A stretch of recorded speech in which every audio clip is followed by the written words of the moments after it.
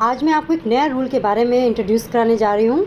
जैसे कि आप पा बा जा देख रहे हैं, अभी तक आप पा को इस तरह से लिखते थे, बा लिखते थे और जा जो होता था वो आपका इस तरह से आता था। अब इसी का इनिशियल फॉर्म जो होती है वो आपकी ये हो गई पा बा और जा।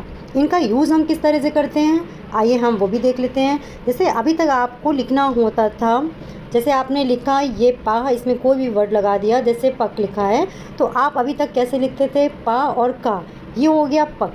लेकिन अब आपको पक लिखने के लिए पा का इनिशियल फॉर्म लिया आपने और इसमें का में जोड़ दिया, ये आपका हो गया पक।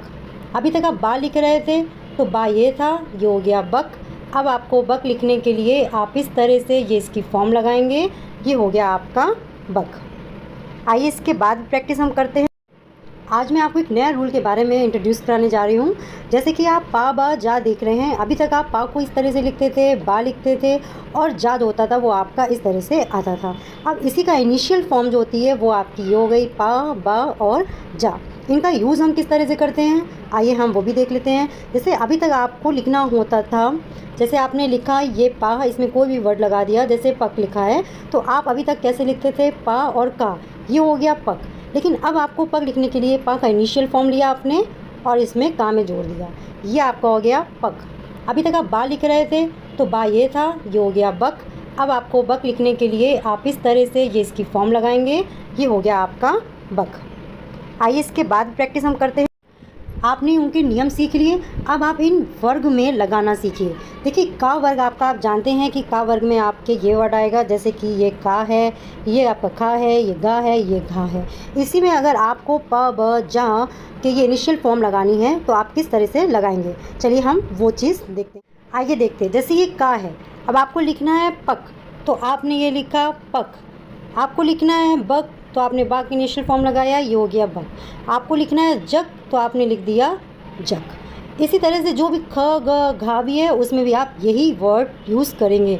जैसे आपको जग लिखना है, ये आपका जग है तो आपने सिंपल सा ये जग का इनिशियल फॉर्म लगाया, गा लगा दिया, ये हो गया आपका जग। इसी के रूल और आप आगे आएंगे कि जैसे कि जग है उसके आगे आपको और कोई भी व्यंजन लगाना है, जैसे जगप लगाना है तो आपने जग लिखा और पा ऐड कर दिया, ये आपका जगप हो गया। अब हम आते हैं चा व्यंजन में किस तरह से हम जोड़ते हैं, तो चलिए चा को देखते हैं। चलिए हम चा वाले में देखते हैं तो चा किस तरह से बनाएंगे। देखिए ये हो गया पच, बच और जच। नेक्स्ट है टा में कैसे लगाएंगे, देखिए पट, बट और जट। टा में कैसे लगाएंगे, देखिए पत, बत, जत। पा में कैसे लगाएंगे, देखिए ये पप, बप और ये आपका हो गया जा के लिए ये जप। जितने भी आगे और व्यंजन है ख ख ग, चा के बाद छ छ जा, उसी तरह से आप इन रूल को फॉलो करेंगे और इनकी प्रैक्टिस करेंगे जिससे आपका फ्लो बार बार इम्प्रूव होता रहे। ये बहुत महत्वपूर्ण नियम है और इनकी प्रैक्टिस आप कीजिए।